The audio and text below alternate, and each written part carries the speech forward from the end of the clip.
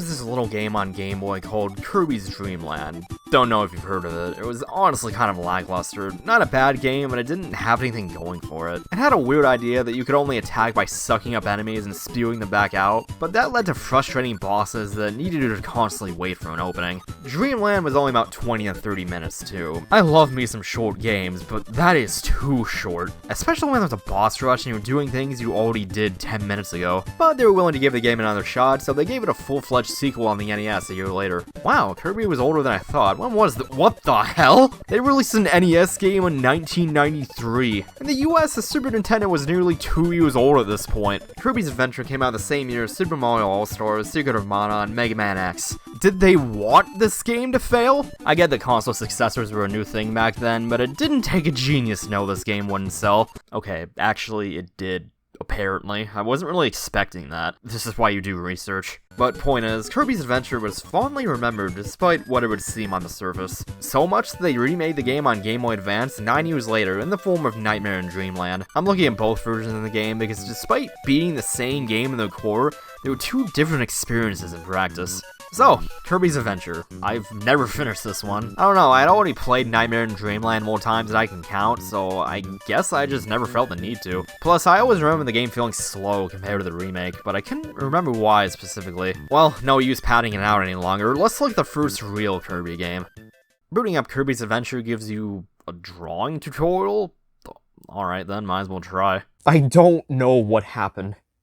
Waiting on the title screen gives you a how-to-play movie, which for NES is almost unheard of. Most games just taught you through game design because they didn't have the space for actual tutorials. The most famous being 1-1 of Super Mario Bros. There was a Goomba you gotta jump over, so you learn to jump and hit blocks right off the bat. Most NES games had this stuff in the manual, but Kirby has it in-game. That's cool. The tutorial is pretty overkill though. They tell you every ability despite also showing what the ability does when you obtain it. It's impressive for the system, but just unnecessary, but still cool. The actual story though, the residents of Dreamland stop having dreams one day, and it turns out that King Dedede stole the Star Rod from the Fountain of Dreams, so Kirby has to go stop him.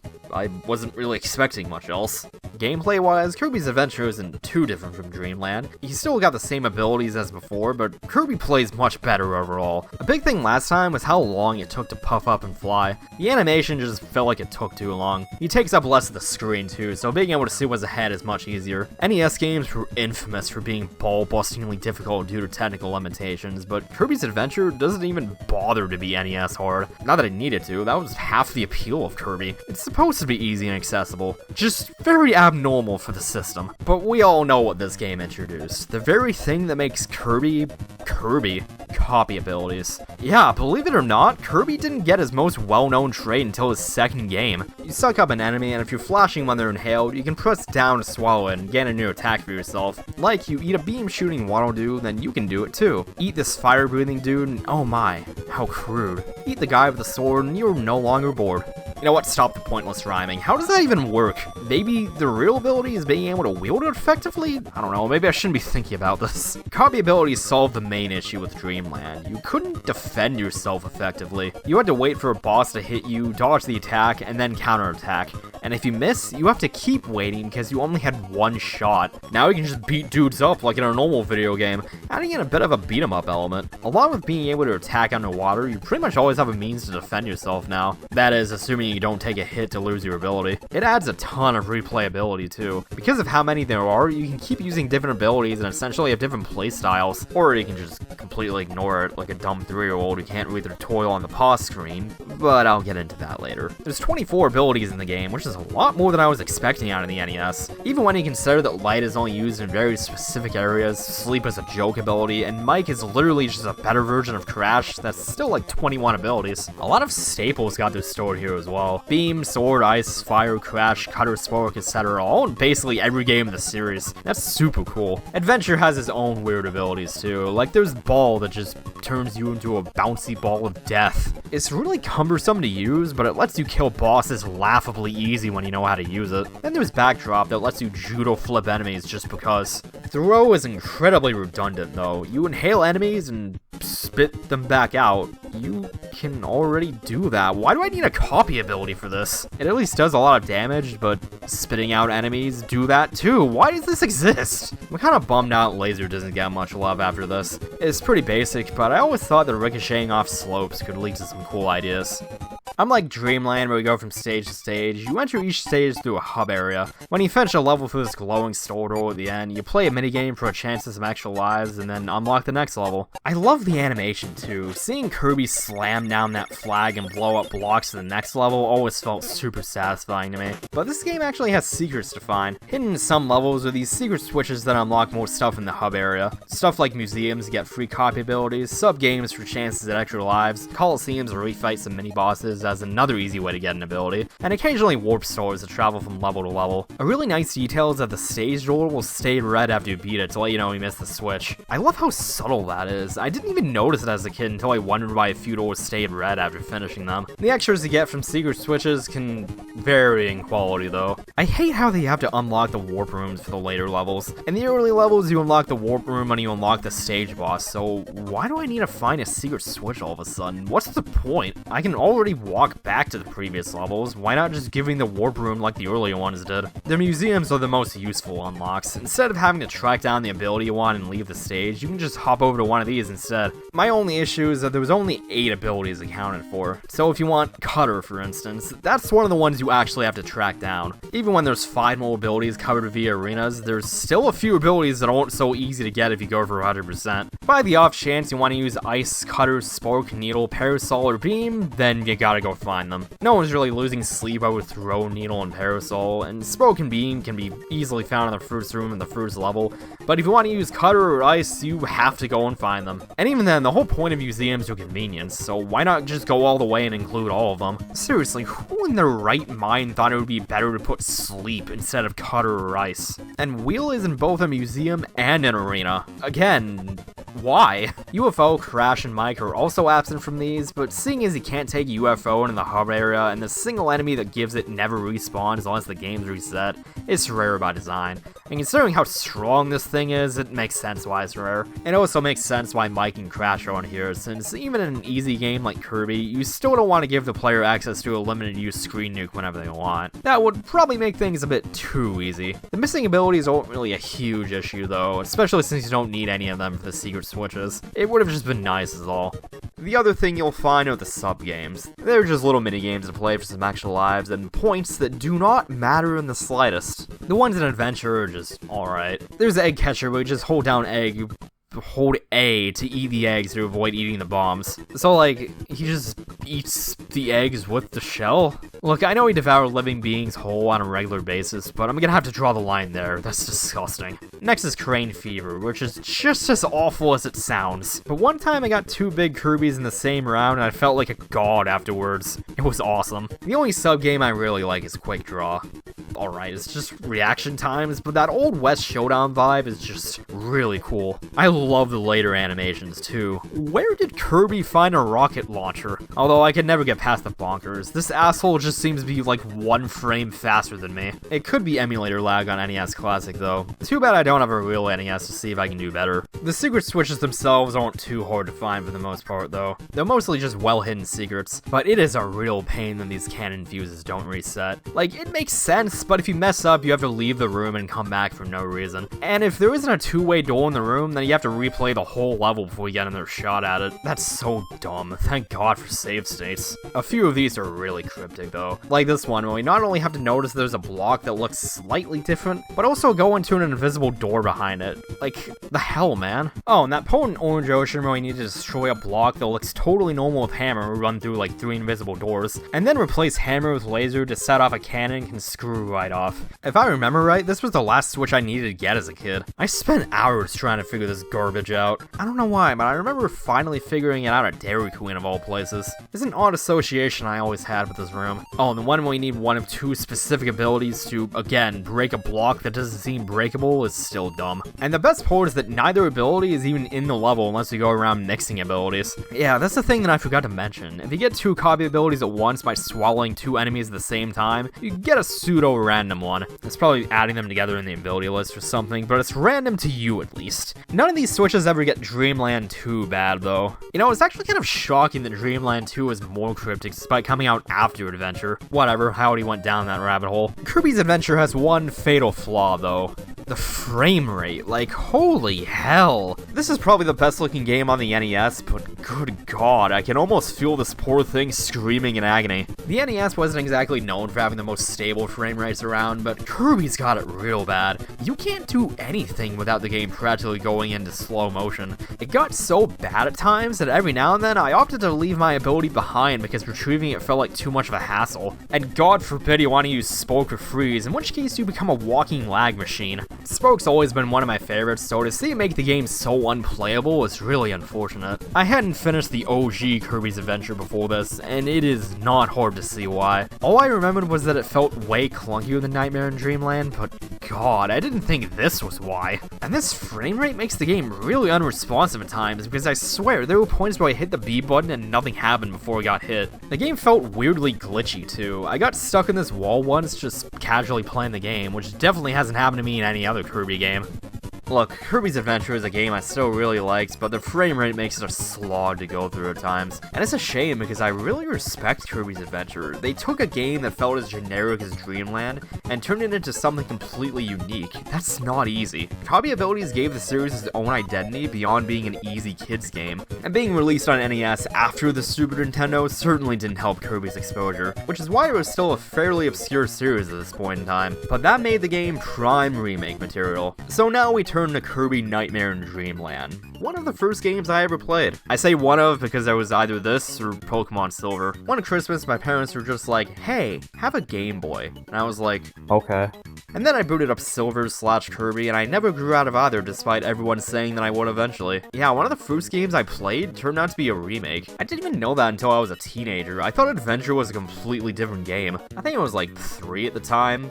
Okay, I guess I was at least 4, and because I couldn't read yet, I didn't know copy abilities were a thing. So I played pretty much the whole game without knowing about Kirby's main gimmick. I want to say I got to around the 5th world when I accidentally pressed down and got Beam, and it was like I had a whole new game. And what were the odds that on some random level, I got the ability you were supposed to get first? That's crazy, man. Actually, the level I was thinking of was in the 1st world, but I know for a fact it was on a replay, so I don't know, I misremembered. Memories aside, I haven't played Nightmare in Dreamland in years, and from what I remember, it fixes pretty much every issue I had with the original release. So hopefully this still ends up as one of my favorites in the series. Dude, this is how the game should have been from the beginning. You know how the Super Nintendo had already been out for a few years when Adventure was released? Nightmare in Dreamland is the alternate reality where they just made Adventure for the SNES instead. It's crazy how much better this version of the game is simply because it runs at a locked 60 FPS. All those sections of the original that played in slow motion don't even register as problem areas anymore. The controls got a big improvement too. It just feels way better to play. You can hold A to fly now instead of holding up an A, which just feels much smoother.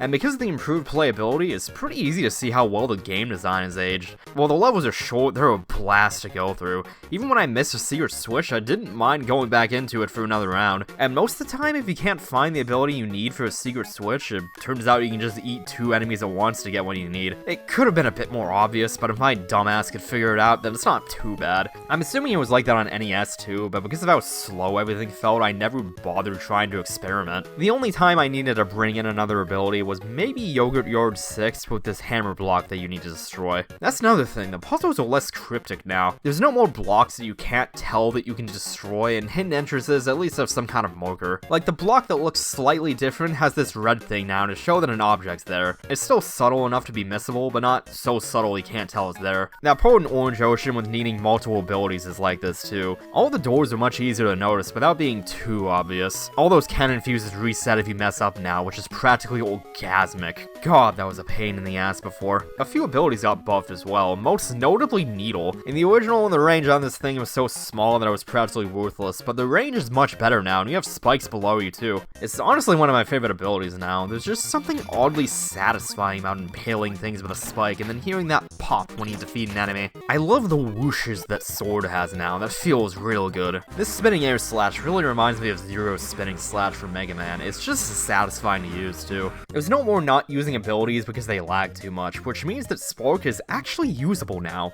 as unimpressive as that sounds. I really wish that you could jump when using Wheel though. That's just a basic thing that could have been improved, but it's not too big of a deal. There are a few changes I don't like though. Meta Knight used to give you a candy every now and then, showing that he's helping Kirby and might not necessarily be a bad guy. It was a nice touch that got lost in translation because it's not there at all on GBA.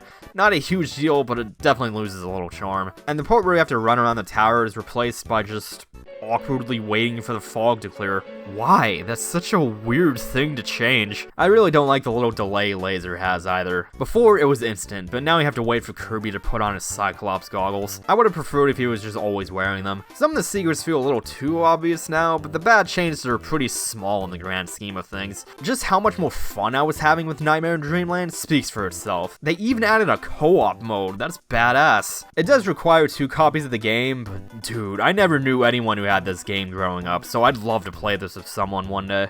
But if you only have 1 copy, you can at least play the sub-games together, which got completely changed from Adventure, and for the better in my opinion. My issue with the original sub-games was how unfun they were. I just didn't like playing them, but here I like all of them. First up is Air Grind. You hold A and let go of it to avoid the bumpy parts of the rail, but if you time your A presses and releases right, you get a small speed boost. It's simple and honestly kind of easy, but at least it'll net you a few easy lives. Bomb Rally is easily my favorite of the 3. It's hot potato with a bomb. That's awesome, I love it, even if I suck at it. And the final one is Quick Draw. Again. But now it has this feudal Japan samurai theme, and it even has this manga art style. Dude, that's so badass. Sure, we don't have Kirby with a gun anymore, but the aesthetics alone make this.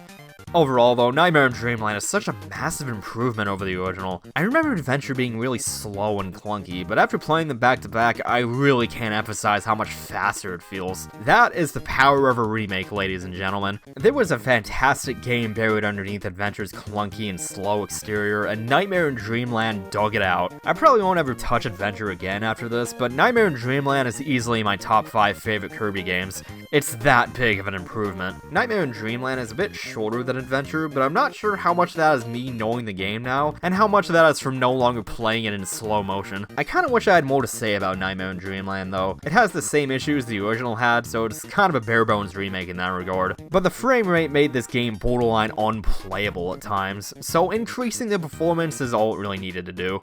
Well, I guess I haven't talked about the bosses yet. They're alright for the most part. Wispy Woods is Wispy Woods. This painter dude is a cool idea, but piss easy once you figure out a decent ability to use. The Sun and Moon I always really liked. It's just fun to have 2 bosses that take turns getting the crap beat out of them. Krako is a cool use of high jump, but the sequence before fighting him is honestly more fun than actually fighting him. The drill mole thing is just alright. You just need Hammer, Ball, or Tornado to completely decimate him. Meta Knight is pretty interesting though. No matter how long you stand there, Meta Knight refuses to fight you unless you take the sword and get into a good old duel to the death. And if you take damage, you don't lose your ability for once, which is nice. That's the annoying part about bosses in this game. Normally, I'm okay with losing your ability once you get hit, since you have a chance to get it back, but during boss fights, it's pretty common to take multiple hits before being able to actually attack your opponent again. It just makes bosses more frustrating than they need to be.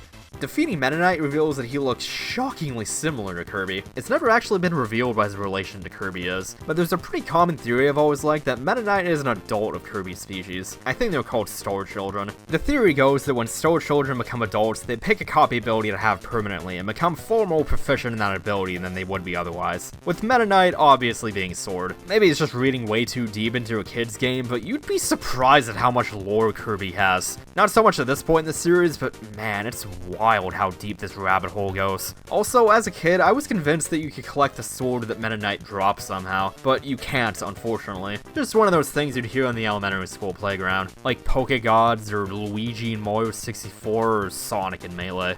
Before the final boss, let me talk about the final level, which is a really cool idea. It's a tribute to Kirby's Dreamland, and it's all in black and white. They even went the extra mile and changed the HUD and enemies too. It's an awesome touch. It's a bit short, but it's a neat way to end the game. Although for some reason, the secret switch is found by going into the moon? How are you supposed to figure this out? I also don't like how few enemies there are with copy abilities. It would have made it feel less like the original, but more fun to see how far the series has come in such a short span of time. I don't know, maybe they wanted it to feel more like the original. Nightmare in Dreamland doesn't change the HUD or the enemies, which is a shame, but not as big of a deal as other people make it out to be. The final boss is actually kind of challenging, at least. With his hard-to-dodge attacks and big hitbox, King Dedede puts up a good fight. This took me a few tries. You know, this fight is actually pretty similar to his Dreamland fight. But eventually, I got him to cutter from a distance like a sissy baby man. He felt oddly satisfying to beat. That was a nice surprise. But after kicking his ass and taking back the Star Rod, the real final boss shows up. This is Nightmare, the actual bad guy of this game. Dedede sucks up Kirby with the Star Rod and the second phase starts. It's basically a 2D shooter, it's an alright phase. But the dumb thing is that there's an arbitrary time limit for some reason. Like, come on, I had one hit left. This looks hella cool though, I love the moon backdrop at the beginning. Afterwards, you fight Nightmare's true form on the moon. At least I think it's the moon, it's a lot cloudier than I remember. What is it with Nintendo games having the surface of the moon replaced with surreal visuals? Ironically, this third phase is the easiest out of the three. You basically just stand in the corner and hit his underside when he unveils his cloak. You jump with the Star Rod does damage too, but your projectile does way more. I don't know how this fight took me so long as a kid, because it's legitimately hard for me to lose when I start with full health. If you've made it this far, you can get past this. So yeah, it turns out that King Dedede wasn't a bad guy after all. Nightmare was causing everyone to have bad dreams, and Dedede hid the Star Rod away from Nightmare, figuring that no dreams were better than bad dreams. Everyone just assumed he had malicious intent behind it, and it turns out that wasn't the case. Not that I blame them, he did steal all the food in Dreamland. Like, are we just gonna forget about that, Mr. Triple D? But Kirby returns the Star Rod to the Fountain of Dreams, letting everyone dream again. While I'm not exactly playing Kirby for the story, this is a really cool twist. You don't expect the bad guy to actually be good, especially not in a kid's game.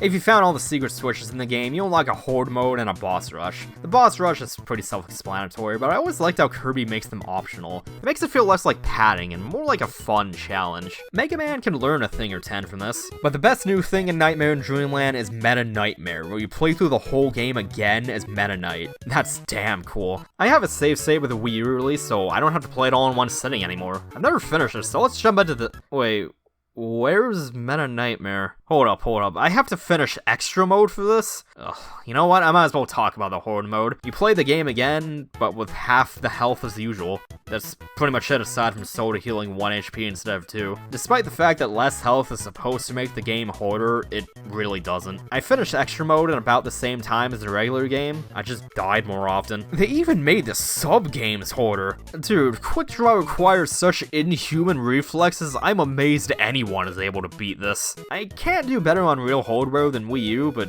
seriously, what the hell? Although I wasn't expecting to not mind replaying the game. Honestly, Nightmare in Dreamland is pretty fun to rush through. I've been kinda wanting to get into speedrunning, so maybe I'll try to run this game at some point. But wow, does extra mode make you better at the game. I was plowing through everything without even trying by the end. When I got to Dedede, I was surprised at how easy it was at this point. Even with half health, it only took me 2 tries, and I'm pretty sure that was only because my ability decided to poof out of existence on the first try. I was like, what should I beat up Dedede with this time? Sure, Tornado seems like a wacky thing to do. Wow, I thought this dude was hard? Oh my god. Man, that's one of the things I love about Kirby. You decide to fight a boss with some random ability just because, and it turns out it's an effective strategy. It adds a ton of replayability.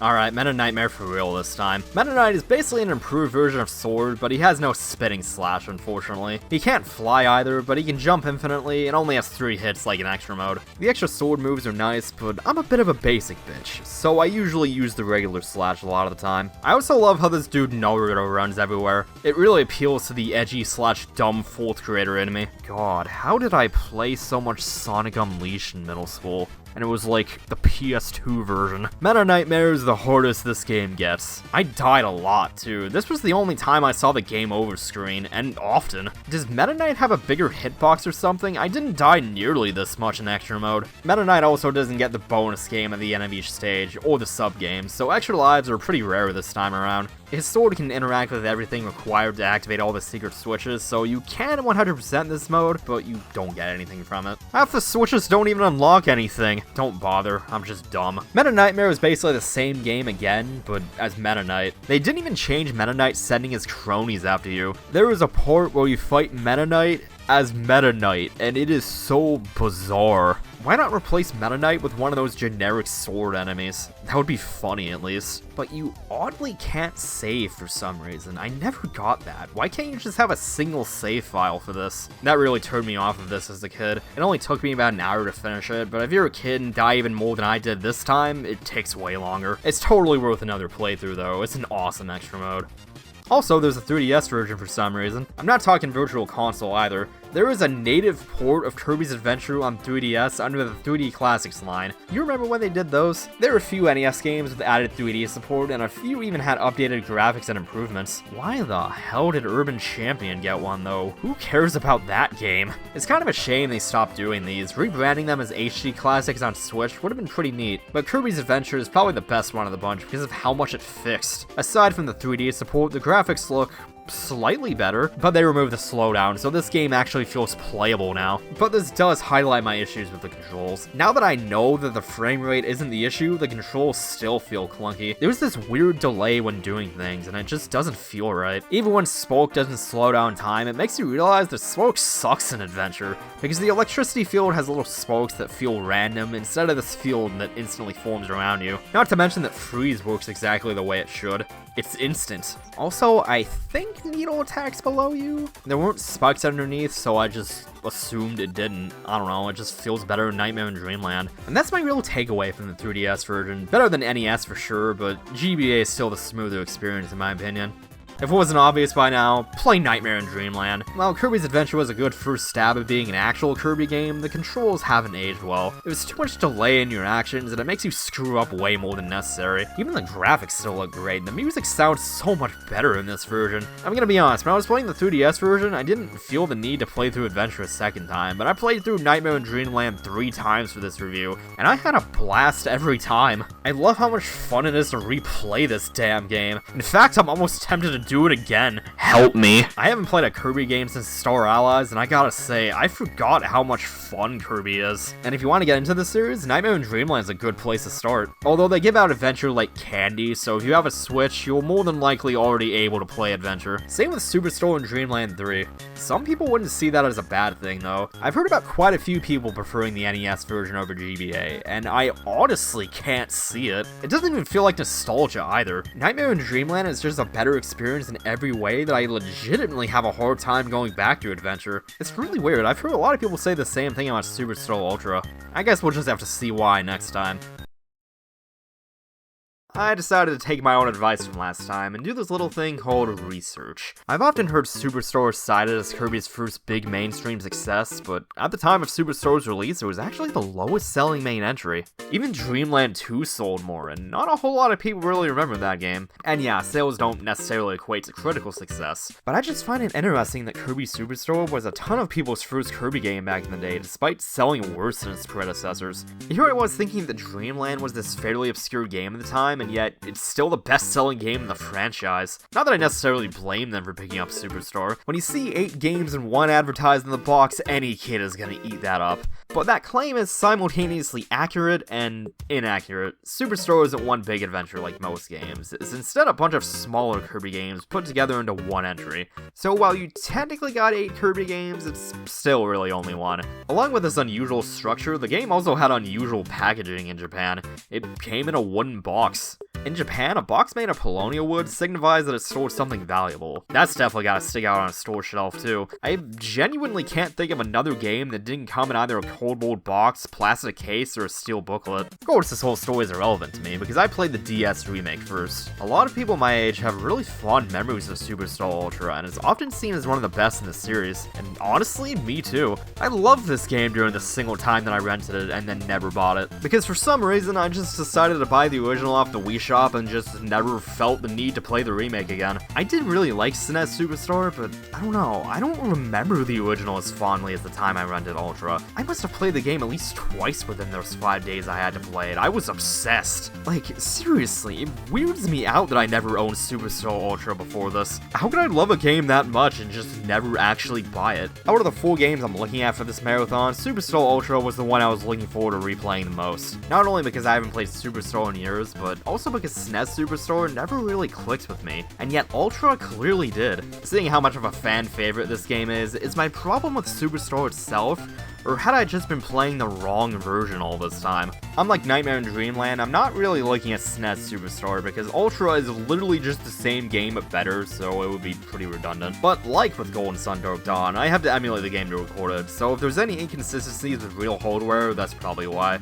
Although I didn't notice any issues. You know, I'm honestly shocked they never released this game on Wii U Virtual Console. Squeak Squad and Mass Attack are, so why not Superstar Ultra? And don't even give me the excuse the SNES Superstar was already on there, because they also put up Mario 64 DS. It's a really weird exclusion. I don't know, point is, Superstar Ultra, did I like the damn thing or not? Let's find out.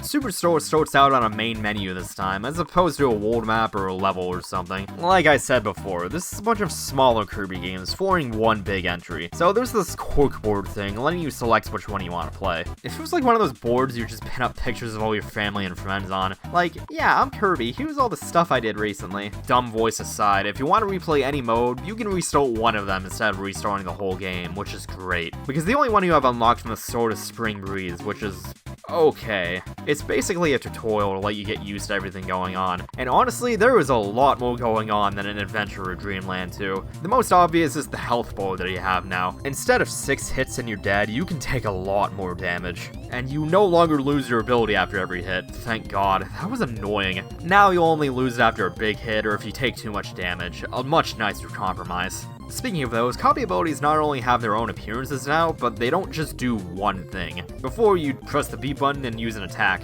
That's it. This is all that ability does. Now, if you press the attack button in a certain way, like while dashing or in the air or whatever, you have more than one attack. And as far as I can tell, the only 3 abilities that aren't like this are Stone, Wheel, Suplex, and the 4 screen nukes. Yeah, there's 4 screen nukes this time. Was this really necessary? It almost feels like a precursor to Smash Bros. Because these controls really feel like a simplistic fighting game, which makes sense seeing as the game came from the same mind that figured out how to turn yoga into a fighting style. There was only 18 regular abilities in this game as opposed to Adventure's 20 or so, but each one has so many more options that the amount of stuff you can do overall practically tripled. They even combine multiple abilities into one, they let you do so much stuff with them. Instead of Fireball and Fire, you just have Fire, which can do both and then some. Same with Ice and Freeze. It's crazy how much fun each ability is too, and all of them feel just about equal until we get into boss rush territory. Just in terms of casual use, it's hard to pick a favorite this time, but if I had to choose, maybe Ice. It's just fun to use in this game, and you ice skate when you dash, so that's an awesome touch. It feels good to just skate around and destroy everything without even thinking about it. I also always really liked Mirror and its ludicrous defensive options. Oh yeah, I forgot about that. You can also press L or R to do this guard move, which I usually don't use, but with Mirror, you're straight up invincible while using it. Kid me loved abusing this. That's why I suck at this game. I was also surprised at how much fun it is to use Jet. Not so much for combat, but it's hella satisfying to just zoom around the place. There's a few weird omissions though, like instead of Spork or Tornado, they put in Suplex. Why? But for how fun just about every ability is to use this time, I'm not complaining. Although for how fun the game is to just play, for some reason, Ultra changed the controls. On SNES, B jumped and Y attacked. On DS, A jumps and B attacks. It's the same button layout, why change it? Or at least have the option to switch between the two. It's probably because Squeak Squad used this layout, but it took me way longer to adjust than it should have. Although, in fairness, I was using a DualShock 4 to play the game, which obviously wasn't intended, but it's still weird that they didn't let you use the original controls. Huh, somehow I haven't mentioned this yet. The X button, or A button, apparently. Great, now I have Stockholm Syndrome and prefer the DS controls. Anyway, you can press a button to turn your current ability into a helper to help you out. If they get low on health, you can either literally throw a new ability their way, or you can share any health pickups shortly after consuming them. So like, they just bird feed their food to each other? Look, I know you devour living beings whole on a regular basis, but I'm gonna have to draw the line there. That's disgusting. Please stop making me say this. I thought this was the only way to get rid of your ability at first, but no, you can still press select to drop it. I was really confused by why I didn't think this basic feature was in the game, until I replayed the Super Nintendo version for footage. For whatever stupid reason, pressing select does nothing on SNES as far as I know, so throwing your hat or creating a helper was the only way to get rid of your ability. Why? That's so bizarre. What if I don't want my helper to have that specific ability? Hence why I'm trying to get rid of it. Luckily, they realized how dumb this was and put it in Ultra. But since I'm talking about SNES Superstar, the fun part comes when you plug in a second controller and bam, 2-player co-op. You'll both die if Kirby dies, so make sure player 1 is actually competent. On DS, it's a bit more annoying to set up. You have to make a room in the main menu, so it's not quite plug and play like on SNES, but given it's a handheld, I'll let that slide. You need 2 copies of the game, too, unless you want to replay Spring Breeze a bunch of times. That's a good enough segue for me. Let's talk about those modes now, shall we? I already mentioned Spring Breeze being the tutorial segment, but what I didn't mention is how it was an abridged remake of Kirby's Dream Land. They cut out all the flack, too. There's no longer a mandatory boss rush, so the final level is just the fight against Dedede. Guys, do you know who that is? You're kidding, right? It's Mario. Really cool how they're paying tribute to the series' origins. Wait, they already did this! The final level in Adventure was an abridged version of Dreamland. It can start to come off as pandering if you do stuff like this too much, but it luckily doesn't in this game. But it's awfully close. Please don't have a level like this in Dreamland 3. I should mention the cutscenes before and after each mode. They're simple, but they're really charming and look pretty nice. So let's replace them with crappy JPEG quality FMVs in the remake. Look, I get that it's the DS. We got these fancy video playback capabilities now, but these just look too low quality, even when viewed on a DS screen. It's not a deal breaker for Ultra, but I really would have preferred if they just kept the ones from Super Nintendo with the improved sprite work, which I have to say is really awesome. They took the original sprites and straight up improved them without detracting from the original style. That ain't easy. Good on you guys. The other short mode is Gourmet Race, where you just race against Dedede with each food you pick up increasing your speed. That's pretty much it. You can try to improve your times, but Gourmet Race is the weakest out of the main modes for me. There's not much to this one. Awesome music though, along with the game's soundtrack as a whole. Like, damn, they did not have to go so ham for some of this stuff.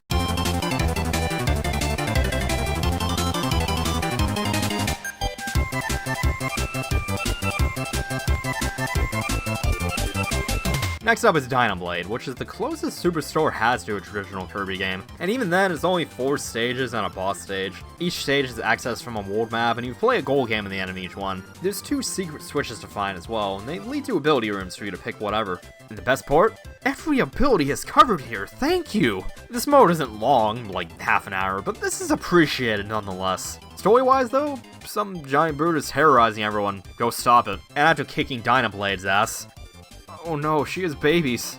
And Kirby takes care of them while their mom recovers. Oh my god, how did beating up a giant bird end so wholesomely? Next will be telling me Kirby's sending these kids to college. Man, my heart.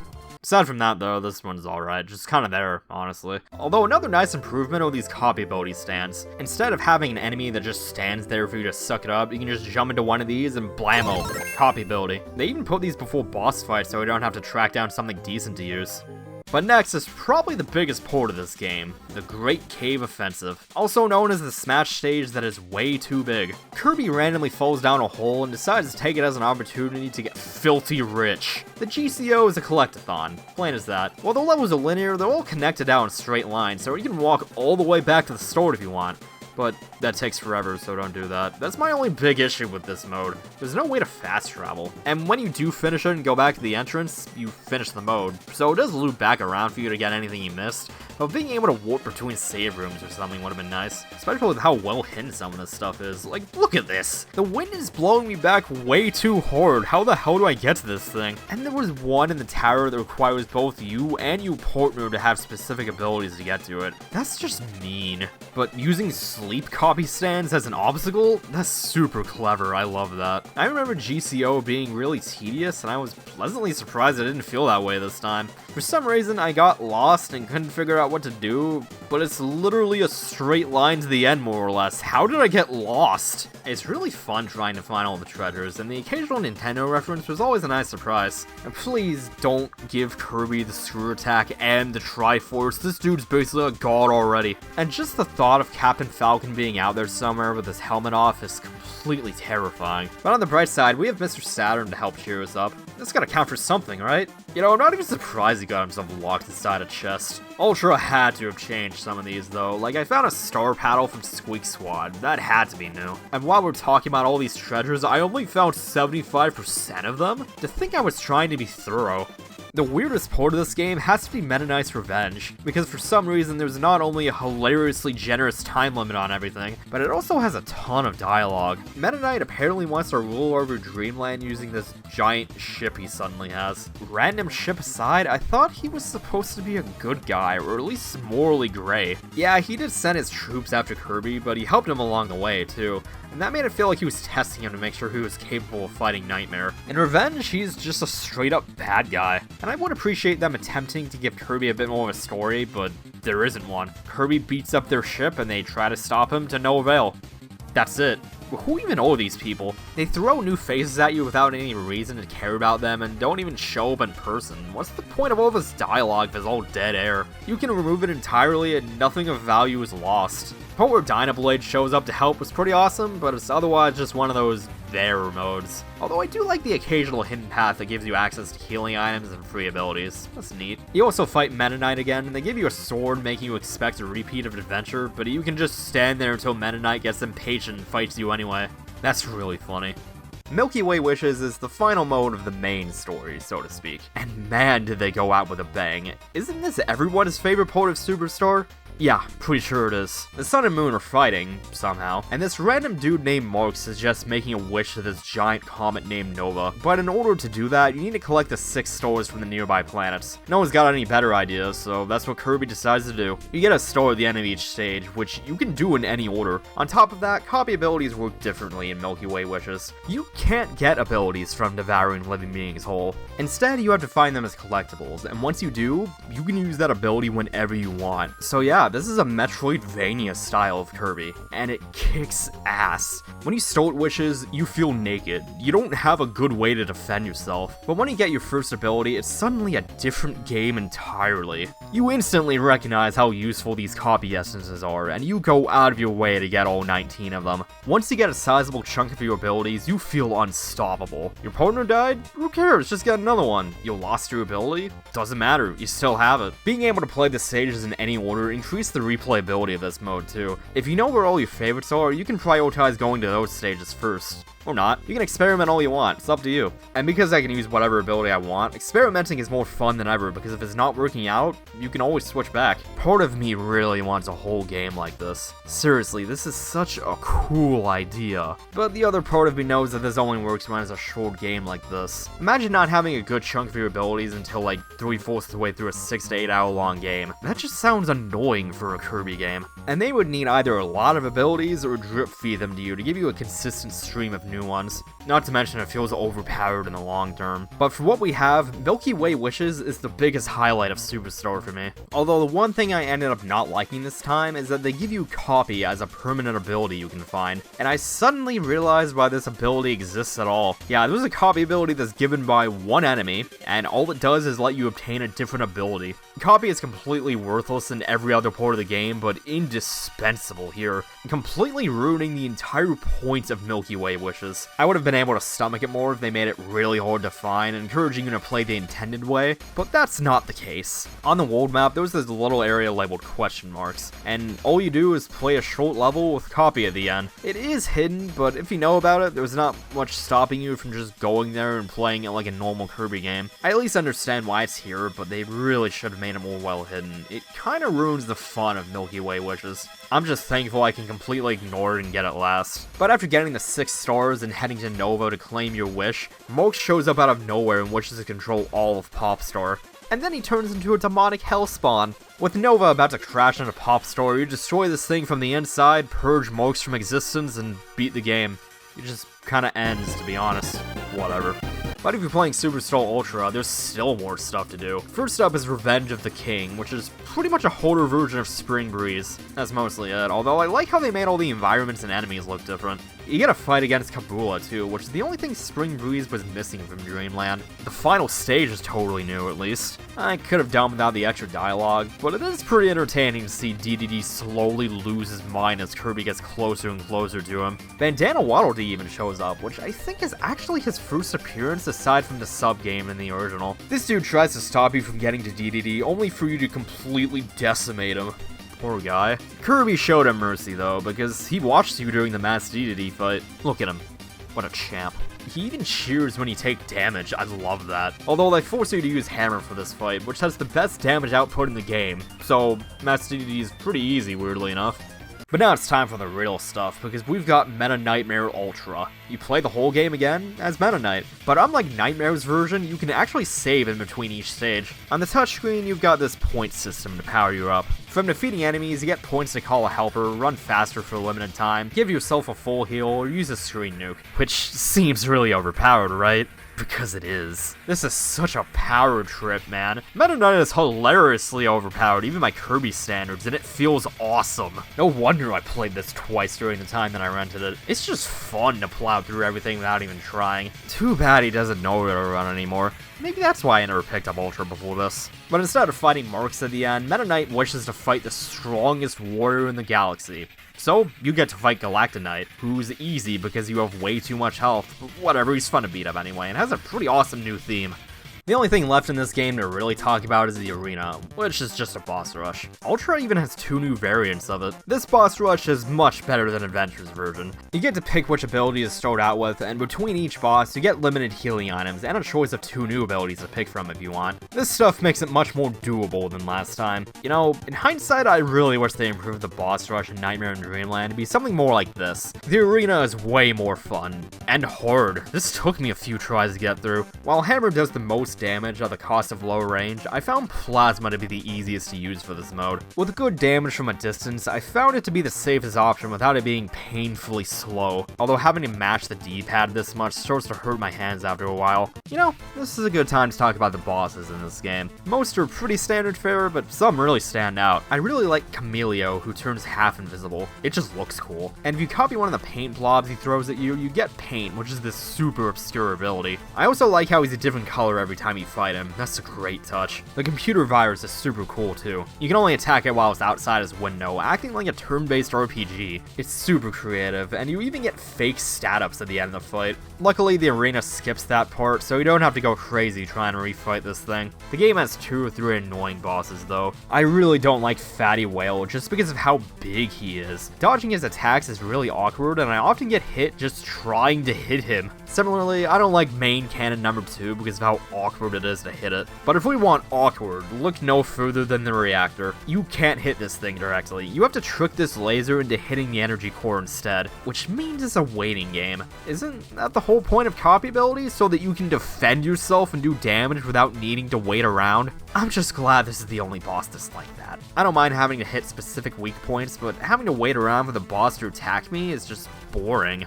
The arena also has 2 variants in Ultra. The first is Helper to Hero, which has you play as a helper for the whole time. You only have to fight 10 bosses as opposed to 18, and you only have 3 tomatoes as opposed to 5 to compensate. You'd think that being locked to one ability would make it harder, but it really doesn't. Because I'm guaranteed to have the ability I want, I can get through the whole thing with Stone without too much trouble. You even fight a stronger version of Wham Bam in the end. That's a cool bonus. But once you finish every other mode in the game, you unlock the true arena, which is the boss rush against all the new bosses in Ultra, and you only have 5 mini tomatoes to get through it. Have fun. I'm gonna be honest, I tried, man. I tried. I even streamed it for funsies and just decided to use save states to do the new fight against Marks. You know, just to experience it. And footage, but you know. But if you want to know just how hard this is, I used save states to beat Marks' soul, and it still took me 50 tries and 30 minutes later. So yeah, my save file says that I beat the true arena, but I didn't. I'm a fake gamer. I admit it. Feel free to unsubscribe. Seriously though, what masochists came up with this? The true arena is brutal. If you want a challenge, this is it. What's less brutal though are the sub-games, which were the exact opposite. Boring. SNES Superstore had 2 of them, while Ultra adds 3 more that use the touchscreen. First is Samurai Kirby, which is just the same thing as Quick Draw. It's pretty obvious where Nightmare's version of Quick Draw came from, though. I forgot about this one. That's how little I cared about it. The other SNES subgame is Megaton Punch, which is just a quick time event. Also not very interesting. And I love how ridiculous it is to see Pop Store take this much damage. How is this planet still standing? Or, floating, I guess, because, like, space. The DS minigames use the touchscreen, but otherwise they're just as boring. Card Swipe is just a memory game. On the Draw is just a shooting gallery, but gives a god-tier reaction image. And Snack Tracks just has you tap away bugs and bombs so that your Kirby can gorge himself, but they're just a distraction, honestly. Nothing noteworthy, but nothing awful either. If it wasn't obvious over how much stuff there is to go over, Superstore Ultra has a ton of content, at least by Kirby standards. It took me 3 hours to get through everything in Adventure and 4 for Dreamland 2, but it took me nearly 8 hours to get through everything in Superstore Ultra. Replaying all that made me remember why I don't think is the pinnacle of the series. Not that I didn't enjoy it all, because I did. Even the duller moments were still fun at least. To go back to whether my issue with Superstore itself or if I was playing the wrong version, I think that Superstore itself was my issue. The game has variety over substance. Think about it this way, Superstore Ultra is like a bag of Chex Mix. It's got a bunch of different stuff in it, and they complement each other well, but I'd rather just have pretzels, you know? Having a bunch of smaller games put into one entry was a cool idea, and I loved how experimental they got with some of these modes, but I'm glad they never did this again, because I'd rather have one big game that's more satisfying to play through. Granted, I'd say it's in my top 5 favorite Kirby games, but I personally liked Nightmare and Dreamland more, because Superstore feels unsatisfying to finish. It all just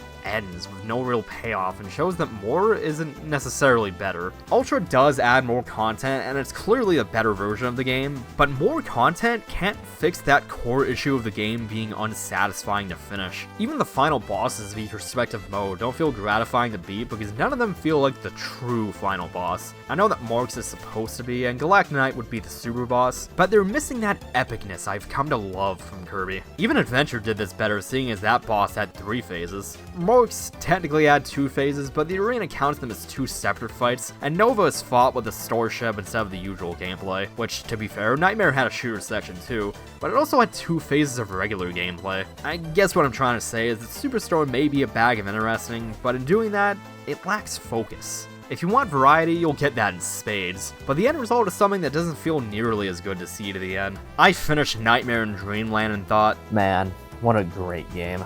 I finished Superstore Ultra and thought, What now? well, I guess I can play Dreamland 3, so tune in next week for that. But if anyone's interested in Superstore and somehow hasn't played it at this point, it's on SNES Online, so you probably already have access to it if you've got a Switch. The DS version goes for around $20, which is honestly pretty good for an old Nintendo game, believe it or not. Although it's really bizarre how they've never re-released Ultra in some way. They hand out SNES Superstore like candy. I've got 5 copies of this game. But anyway, this has been Flame Guy. Take care, and I'll see you all next mission.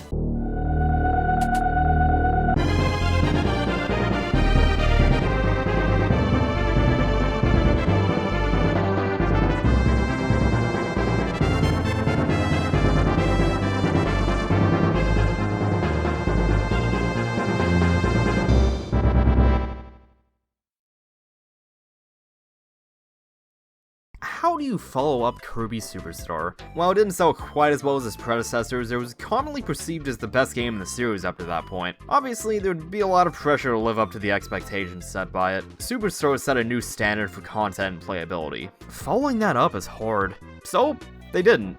They followed up Dreamland 2 instead. Don't question Daddy Sakurai, he knows what he's doing.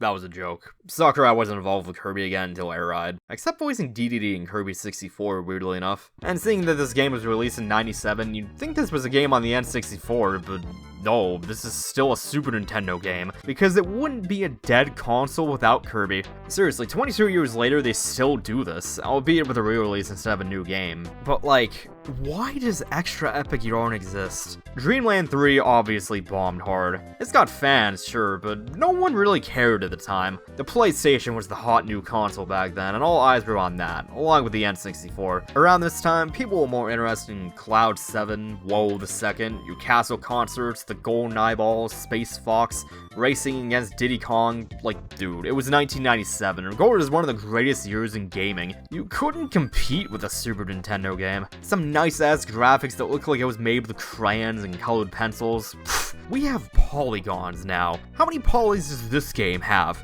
Yeah, none. People did play the game eventually, but even then, not many see Dreamland 3 as a big highlight for Kirby. So I don't actually know much about Kirby's Dreamland 3. It's even one of the 3 main series games I've never finished. I have played it before, at some point. I'm assuming when I got the Dream Collection, which I mainly got from Kirby 64, but even then, I played it for an hour, maybe, and never touched it again. I just remember it being boring, and that's mainly it. I really don't have much to say about this one beforehand. I'm not expecting it to be the best game ever or anything, but please, just be better than Dreamland 2. That's all I'm asking for. Dreamland 2 was annoying. I will die on this hill. You remember Dark Matter, right? Yeah, that asshole from Dreamland 2. Well, he's back and bigger than ever, because he's infected all of Popstar with himself? I don't know how this works. But anyway, Kirby and friends have to go stop it. That's it. I really like this nice comic strip cutscene though, that's neat. But if you're expecting any major improvements from Superstar, you won't find any here. This is a sequel to Dreamland 2, and as such, we're back to the buddy system. There's only 8 copy abilities in this game, but having a different buddy changes what the ability does. Like, fire on his own is burning, but when you paired with Rick, now he breathes fire. Or Kind shoots this fire wave thing, or Ku does it downwards with a bigger hitbox. And to be fair, there are 3 more buddies this time, Nago, Pitch, and Choo Choo. So while I do appreciate the expansion of it, it still has the same core issues as last time. And no, I didn't skip Dreamland 1 and 2. I already reviewed them a billion years ago, but that video was garbage, so don't watch it. Good god, people still make fun of my voice now and it used to be worse? How did I even speak back then? But I digress. Here's the 2 cringe didn't watch. The collectibles were too hard to find, and the buddy system and abilities too cumbersome to obtain. And now that I'm rewatching my old garbage, I have an eerily similar opinion of Dreamland 3. Strap in, folks, if you thought this was gonna be happy fun time like the last 2 videos. No.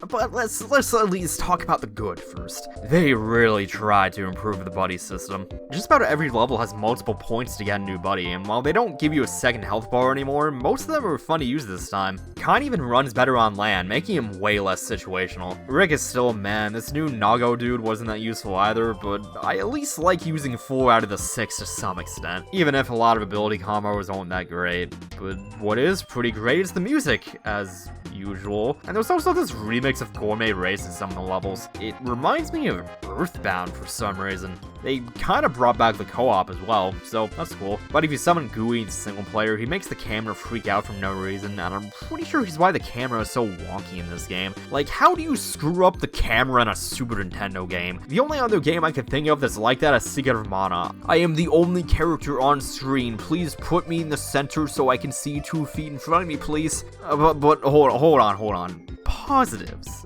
The graphics are nice. I really like the art style, and it's impressive for a Super Nintendo game. But the PlayStation can probably do something like this really easily while also having CD quality audio, so at the time it wasn't technically impressive anymore, and the N64 could probably do it too, but without the CD audio. And good god, why do some effects block so much the screen? I'm trying to clean some flowers here. The collectibles in this game come in the form of heart stars, which you get if you finish the level passing some condition that they don't tell you about except for a vague sound effect and a portrait at the beginning of the level. But I do like this mechanic in concept, but you know, good. What else? The scenes at the beginning of each world are cute, even though Adventure and Superstar did those too.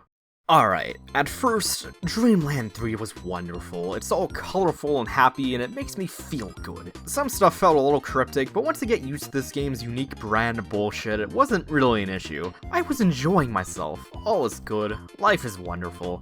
But then I got to the second world and it's like I'm playing a completely different game. One level you might need to water flowers using a specific ability combo, and then use a completely different ability combo to share with this random dude the next, and then destroy these blocks into a specific pattern later on. It sounds fine when you know what to do, but like, how the hell was I supposed to know some of this stuff? I wasn't supposed to trample the flowers. I took this sad flower as an indication that I missed one, or bring Shoo Shoo to this dude. Again, how am I supposed to know that? One of the most cryptic ones is the level we have to clean up the 2 preceding rooms with clean, but I didn't even notice there was anything different about them the first time through, let alone realize this pink floor is supposed to be dirt that you're supposed to clean up. The objectives for Hort Stars come in one of 3 camps. There's some cryptic, easy to miss garbage that requires you to use a guide to figure out what this game is attempting to convey to you, this vague hint sound. You know exactly what to do, but executing it is annoying, or it's painfully obvious what you need to do and requires little effort.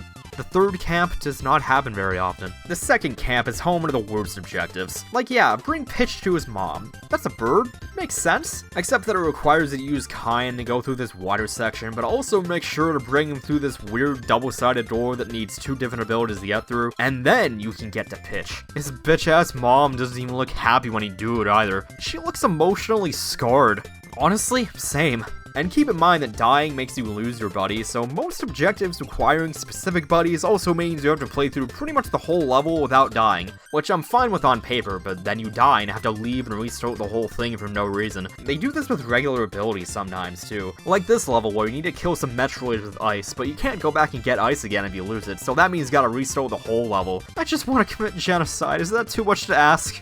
Oh yeah, there's also occasionally some character that's an 8-bit sprite, and they look so alien in a game like this, which seems totally intentional. Did any other games do something like this during this era? Actually, now that you mention it, Mario RPG did this as an Easter egg, but that's all that comes to mind. I just love weird, uncanny stuff like this. The occasional Nintendo reference is super weird too, that's awesome. I don't know why Samus needs Kirby to kill a few Metroids, but I'm glad to help out. And there's one part where you need to gather up parts to build a Rob. Apparently Nintendo games are allowed to reference Rob in the 90s. There's even some fire flowers that you have to clean for some reason? They're fire flowers! I thought it had something to do with fire! Okay, cool, I'm back to complaining. So, yeah, the camera hates you. It doesn't like being centered on Kirby even without Gooey being present, so you take damage out of nowhere a lot. And the controls aren't as smooth as SNES Superstars, so there's also that. Point is, I died a lot more than I was expecting. Not that the game's hard, but look man, save states and rewinding are beautiful things. I shudder to think about my sanity if I wasn't blessed with these luxuries. The worst Hort Stars having to play through all of 5-4 with Nago. But the kicker is that he's not found in that level, so we have to take him in from another level, leave, and then arbitrarily play through this whole level with him. It's not hard, just unnecessary and stupid. There's a few Hort Stars that you need to go down some random path too. Same issue. Oh, you went down the wrong path? Well, I guess you gotta start over, huh? Life is pain. Okay, so we gotta replay levels a bunch if we want to 100% the game. Just do a trial and error. How is that any different from just missing a secret switch? Well, my dear Kevin, in Adventure, the levels were short enough to where that wasn't a problem. But when you have to replay 3 to 5 minute long levels multiple times just to get some stupid collectible at the end, it gets old fast. Even then, not every level had a secret switch, but every Dreamland 3 level has a Heart Star, which just makes it a slog to obtain all of them. I was only halfway through the game and I was already dreading whatever 5th world logic puzzle was awaiting me around the corner. It took me 6 hours to finish Dreamland 3, but so much of that was just doing random garbage to get these stupid Heart Stars. If I already knew how to traverse through this mental minefield of a game or just ignore the things entirely, I probably could have finished it in half the time. So much of this game feels padded out, and that's not fun. I like 100%ing Kirby games because it's enjoyable to me, and this is coming from a guy who doesn't normally do that. Dreamland 3, though, save yourself the therapy trip and look up what you missed on YouTube. I'd like to retain what little sanity I have left after this game, and I'd suggest you do that too, especially after the train wreck of a year we just had.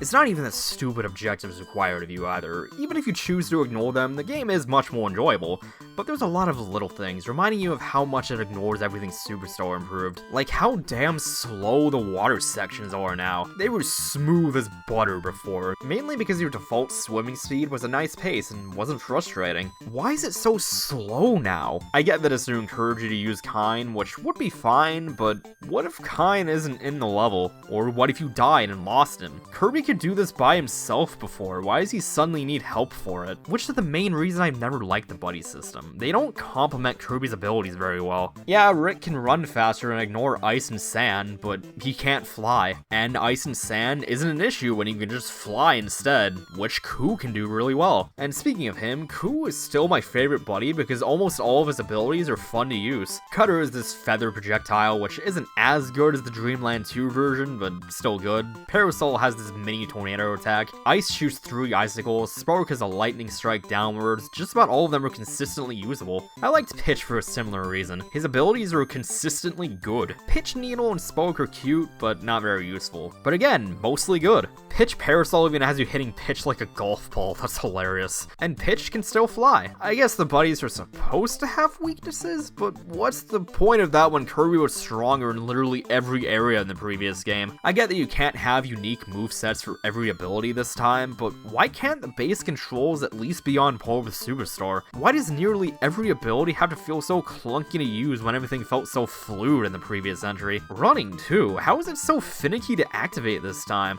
Aside from just the controls, the game's design is kinda whack too. Dreamland 3 loves auto-scrolling. It was dumb before, but at least it was consistent.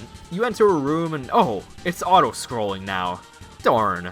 But a lot of the time you walk down a room and surprise, now it's an auto-scroller. This trope already doesn't make any sense, now it makes even less sense. It's like your girlfriend telling you she's pregnant after only dating for a month. You can't just spring that on someone out of the blue, you have to mentally prepare yourself first. At least it doesn't have those stupid Dreamland 2 dead ends, but come on now, this is a bit too much. There's a few points where you're forced to use a specific ability too, like needing fire to destroy these ice blocks. It just destroys the replayability of Kirby. How can I mix things up if there's only one option to progress? And there was one part in Superstar that was like that, but at least you could use hammer instead of fire to light the fuse. Kirby doesn't mix well with forcing you to play a specific way. It's more fun to experiment and play how I want to.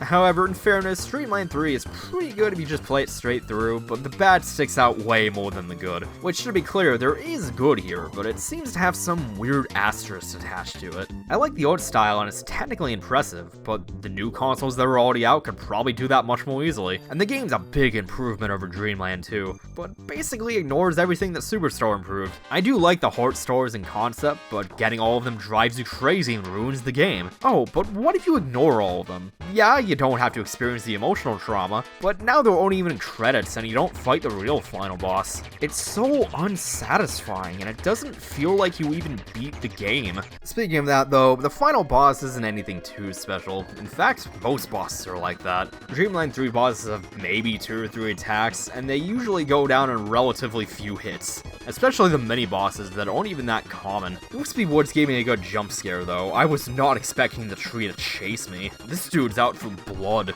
But anyway, you easily beat up a dark matter possessed deity, just like Dreamland 2. Wait, what the hell? We're gonna need more than friendship for this thing. Kirby should have stopped by the church to get some holy water or something. Anyway, all the heart stars combined to give me the heart rod. I'm sorry, the love stick. Okay, sure, let's exercise these demonic beasts with love, that'll work. Dark matter dies easily, but surprise, you're not done yet. This is Zero, the source of all dark matter. He's luckily not hard, a far cry of the dark matter from Dreamland 2. He still moves pretty slow like in that fight, but the boss is designed around it, so it's not a big deal. Especially since you have a projectile instead of some random sword. But you beat it up, so all is good in the world. What the fuck? Yeah, no, this thing is bleeding now. No wonder this fight is so hard to get to. They were trying to defend the E rating. The game just kinda ends afterwards. Everyone just goes back to the usual. Oh, hold on, I forgot about this. There's a straight up human in Kirby all of a sudden. Like, I'm pretty sure this girl is the only human in the series other than this dude from Right Back At Ya, but does he really count? Her name is Ado, by the way, but she's named Adeline in every other game, so I'm just going with that. I just recently realized this too. There was just something weird about a straight up human walking around these games.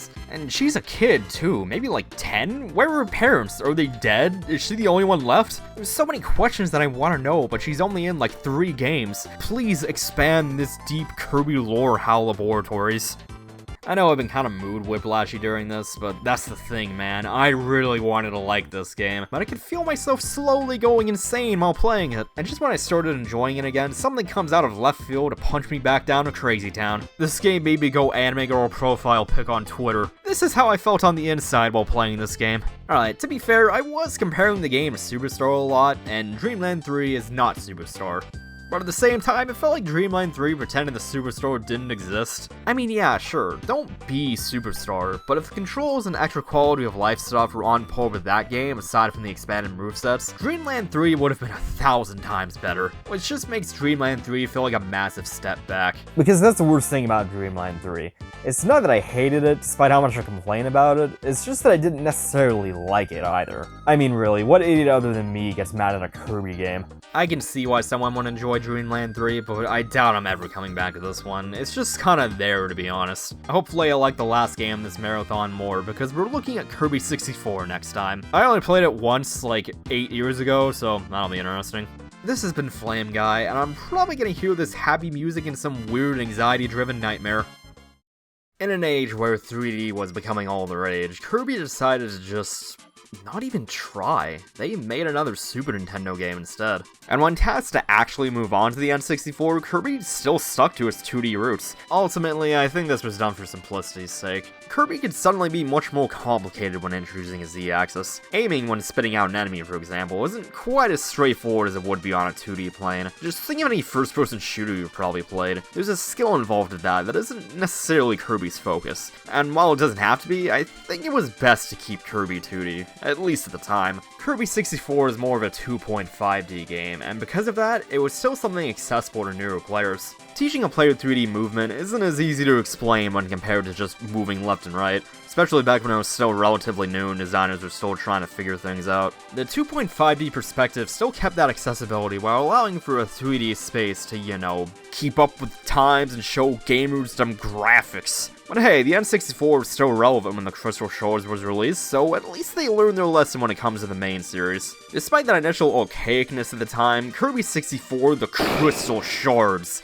is a pretty well-liked entry to my knowledge. Mainly because it introduces this one-time gimmick of being able to combine abilities, which sounds rad as hell. But personally, I never cared for Kirby 64 that much. I played it once when I got in the Dream Collection, felt unimpressed, and never touched it again. The main issues I remember having were how clunky ability combos were, and the game being oddly difficult. I didn't even bother getting all the collectibles like I normally do in these games. I was just left feeling indifferent. I didn't hate it, I didn't love it, I merely consumed it. But I haven't touched the game since I was 14, so I'm hoping I like it a lot more this time. There's no way I'll go crazy playing this game like last time, right?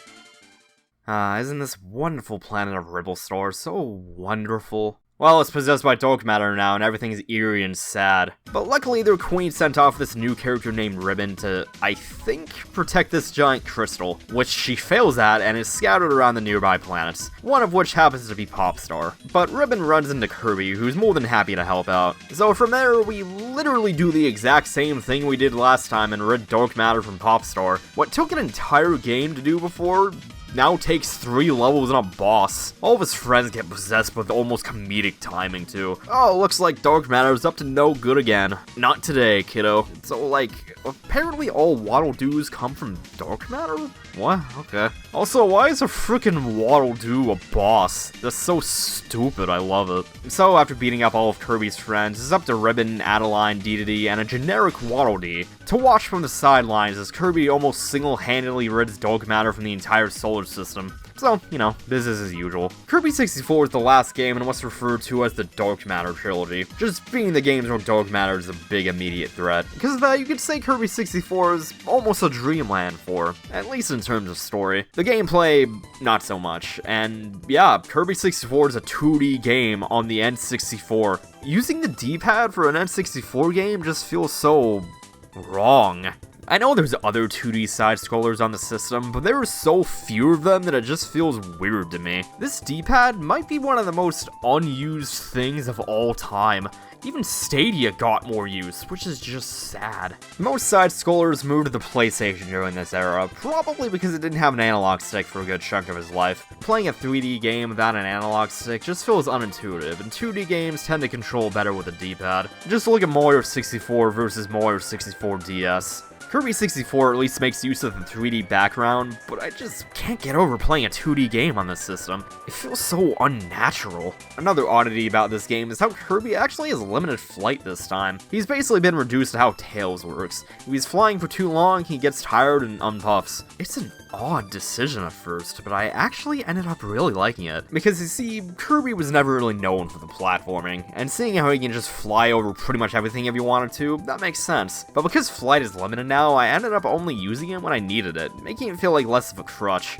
So, the Crystal Shards has a lot more platforming than most Kirby games, and I ended up really enjoying that. Kirby even has this little grabbing animation to jump up certain platforms or off small ones. It's just this automatic thing that makes the game flow better. I really like the ports where you're jumping from platform to platform or pole to pole and play the game like a typical platformer. You don't normally get this kind of fun from Kirby, so it's really nice to have one that feels like a fun, jumpy game.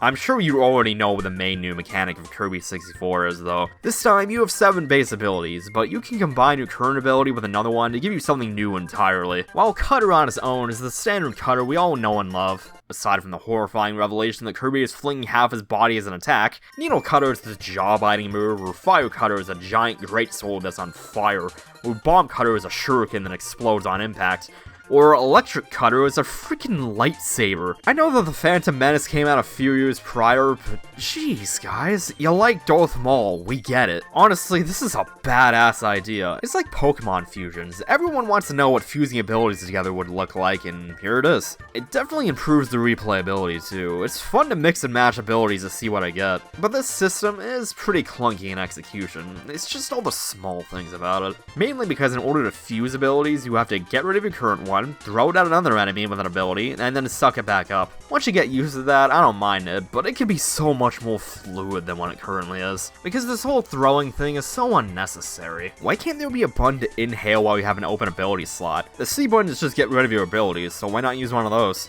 Think still being able to use your Mega Buster while we have a weapon selected in X4. And what if I only want to get rid of one ability? I'll get into the oddly specific requirements for the collectibles later, but for now, some of them need a specific ability combo. So if you have both slots full, you have to get rid of either both or neither. All the triggers seem to do is get rid of your abilities, so why can't ZL just get rid of the left ability and I'll get rid of the right, along with one of the C buttons getting rid of both? Just having a few more options would make this less cumbersome. To be clear, I don't hate this system like I did when I first played it. In fact, I really like this. It leads to some really cool and unique abilities. My favorite of which was probably Bomb Cutter. It's a shuriken that explodes on contact, that's badass. Really good against bosses too. Needle was oddly useful this time around. The range on this thing is much better than in previous games, and all of his mixes are great too. Fire arrows, exploding Gordos, a lightning rod. Rock Needle even gives you a drill. I love this one. I really wish it would make a comeback. Using a drill as a weapon with a full moveset sounds so cool. Doubling up your abilities usually turns it into a more powerful version of itself too. Double Spark and Double Needle just have a ton of range. I also like how Stone has a little explosion afterwards. That improves his usability quite a bit. There are plenty of useless combos though, like Ice Fire just forms an ice cube around that instantly melts. Yeah, it does damage enemies, but the range is so low that I'd rather use one or the other. And Smoke Fire just sets you on fire. Same issue, the range is too small. Smoke Ice turns you into a fridge, which is really creative, but mostly used to heal yourself, not so much do any real damage. The weirdest one for me is Double Fire, because it's just a better version of fire, but you can't stop whenever you want, so I ended up running into a lot of stuff. Despite Mono Fire being worse, the shorter range gave me better control, which made me prefer that. Just pressing B again to stop would have been nice. Rock Bomb seems useless because the blast damages you when you're in range of the explosion, and it's really hard to actually get out of the range of that explosion, but it turns out that pressing down B will shield you from the damage.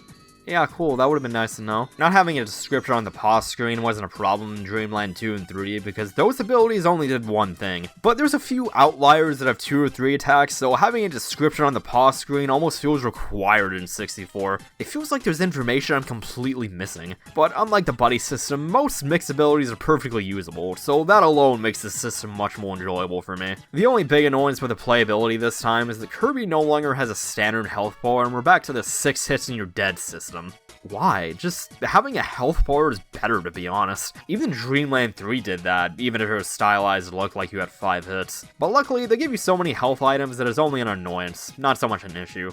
The game is called the Crystal Shards though, so what's up with those? Well, it's the main collectible in this game. There's 3 in each level, which feels so much better than just having a single collectible. If I have to replay a level to get something I missed, that doesn't sting nearly as much as going back for one thing right at the end of the level. And once you collect a shard, you can just exit the level instead of going through the remainder of it. But for some reason, exit level is labeled try again. I don't understand why. It doesn't restore the level, it exits it. The really nice thing about the shards is that on the level select, it tells you exactly which ones you found. So if you have the first and third ones, you know that the second one is in between those 2 points. Think New Super Mario Bros. It's a really nice way of telling you where it is without revealing where it is exactly. I like that. So yeah, these are the best collectibles up to this point in the series. Although they don't do anything except unlock the true ending and real final boss, so if you missed one, you might as well have missed half of them. I was really enjoying trying to find all these shards, so much that I was starting to wonder why I never bothered 100%ing this game back in the day.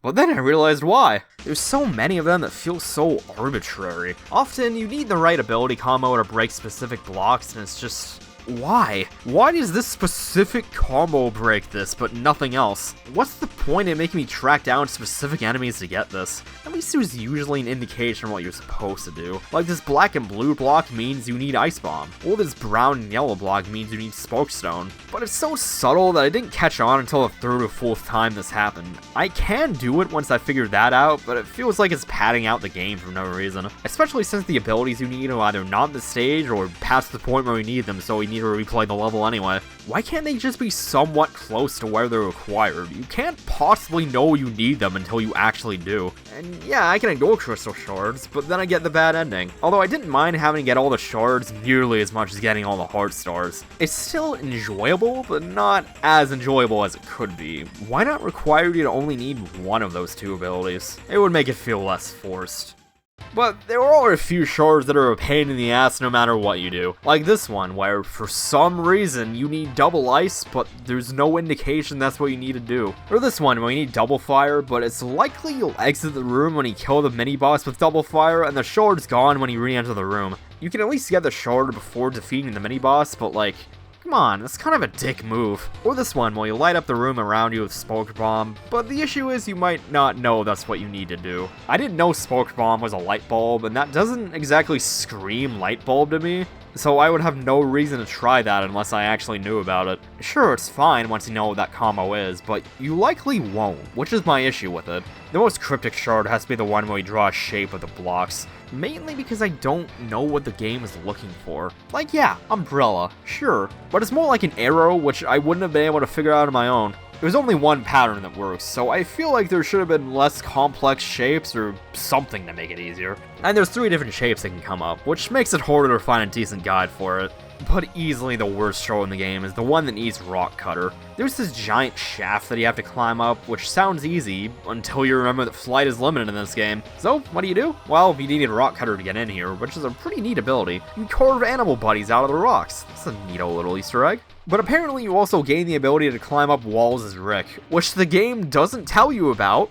Descriptions on the pause screen, for the love of God. It solves so many issues, and it was already there in the previous games. And seriously, why are some of these things so annoying and cryptic to get? This is the 3rd game where this is an issue. You'd think they would have learned by now.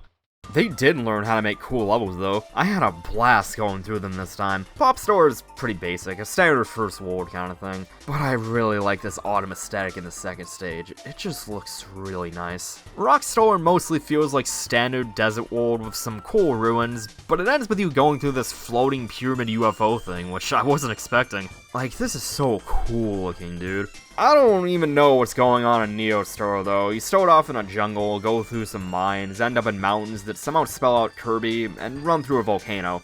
Sure, that was neat. Shiverstar was probably my favorite world in the game. I don't know why, I've always liked ice levels when there aren't ice physics. I'm that weirdo that actually likes cold weather, so they've always felt so cozy to me. We also go up into the clouds, and let's do an awesome butter building remix, and go through... What is this, a mall? That's weird. There's this factory, too, with stuff in test tubes? And the boss is a giant robot? Hold on, we passed through some houses on the way here. What does this place look like again? Oh, what is it with Nintendo games and secretly being on a post-apocalyptic Earth? Okay, to be fair, Shiverstar being Earth is just a fan theory, but come on, this almost feels intentional. Kinda sucks that my favorite world in the game is followed up by such a boring one. You go to a dark matter-controlled rebel store, which is really cool. It's just really boring. All you do is go through some plains, caves, and fight some enemies. It doesn't even have the usual 4 stages either. It's oddly underwhelming. But at least it's not Aqua Star. Water sections in Kirby have never been annoying, except in Dreamland 3, but why do they have to make this one so irritating? You slowly go through these water sections and it's like, can we move things along, please? Okay, we have currents now, that's better. Okay, we're too fast now. I just want the shard, man. Please let me move on with my life. I'm playing the Wii version of the game. I miss save states. No particular reason why, it's just the only copy of the game I happen to have.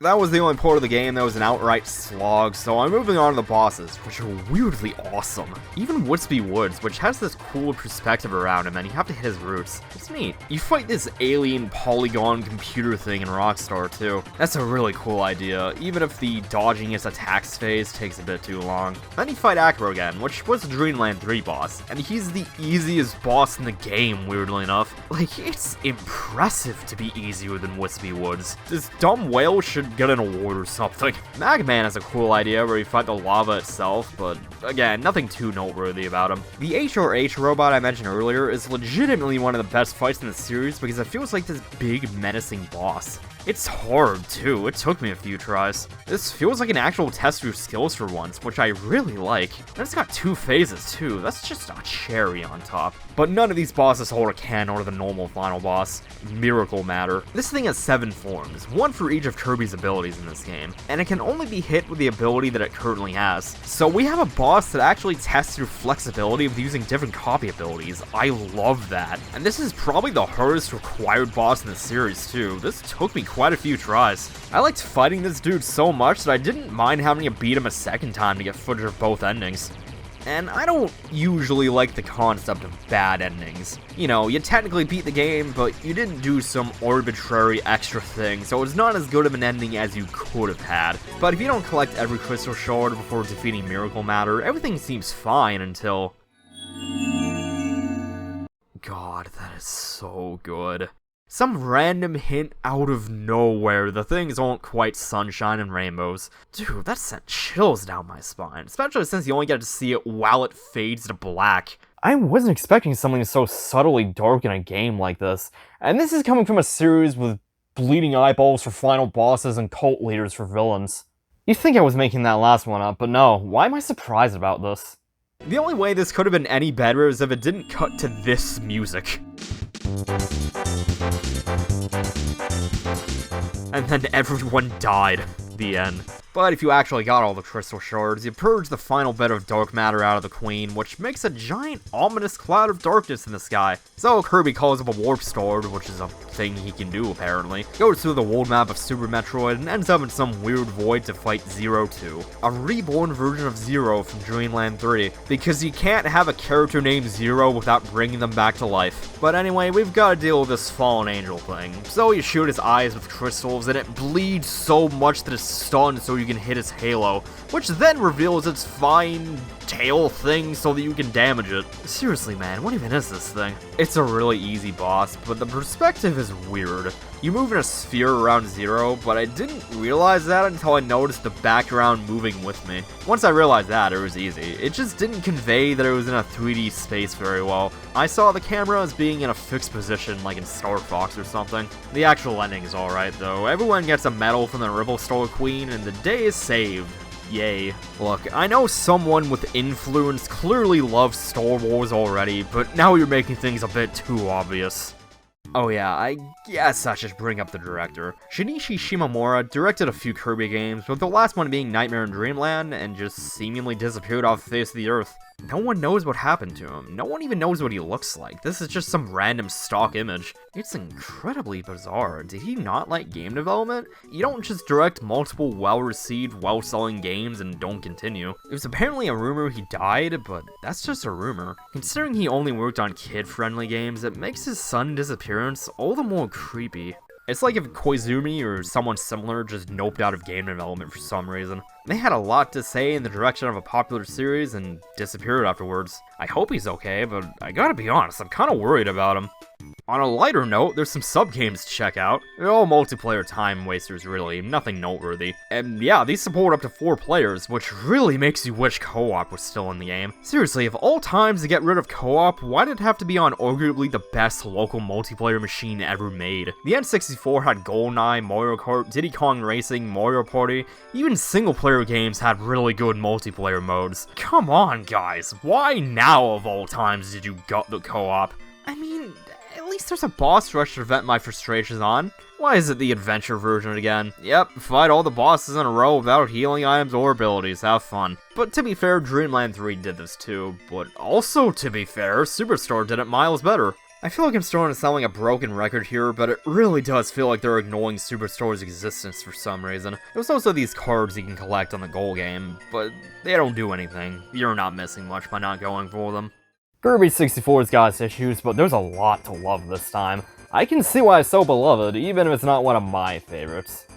Because seriously, despite how clunky the execution is at times, combining abilities together is really cool. I was surprised by how good the platforming is this time too. You even play as Dedede in a few sections. While collecting all the Crystal Shards can be a pain in the ass at points, Kirby 64 is actually satisfying to finish without that. And even then, it's not infuriating or anything, just not as good as it could have been. You know, it's been a while since the last Kirby remake. If they ever remade another one, I'd like to see a remake of Kirby 64, because it's so close to being a fantastic game, but it's just great, and that's it. Not that that's a bad thing. Kirby 64 is a bit harder to get your hands on because Nintendo seems to be allergic to re-releasing anything past Super Nintendo unless it's limited time only for some reason. But it's worth tracking down or downloading if you got a Wii or Wii U. Kirby never did try doing a 3D main entry though. I'm really curious as to what that would be like. Sure, not all games work well in 3D, but at least games like Mega Man X and Castlevania tried. Kirby never tried to do a 3D game, and it makes me wonder what could have been. Kirby's felt a little samey lately, so maybe for the next entry they could try that. But I'm getting way ahead of myself, because that's gonna be it with Kirby for me. I wanted to go to Air Ride for this marathon, you know, ending it with the last game Sakurai was involved with, but I don't have it, and 2020's been a mess, and I haven't had a bunch of spending money. So that's gonna have to wait until next time, who knows how long from now. But hey, ending off the Dark Matter trilogy is just as good of a stopping point. It's been fun revisiting these, even if it wasn't always positive. I've already decided what I'm doing next on the channel, so until then, this has been Flame Guy. Take care, and I'll see you all next mission.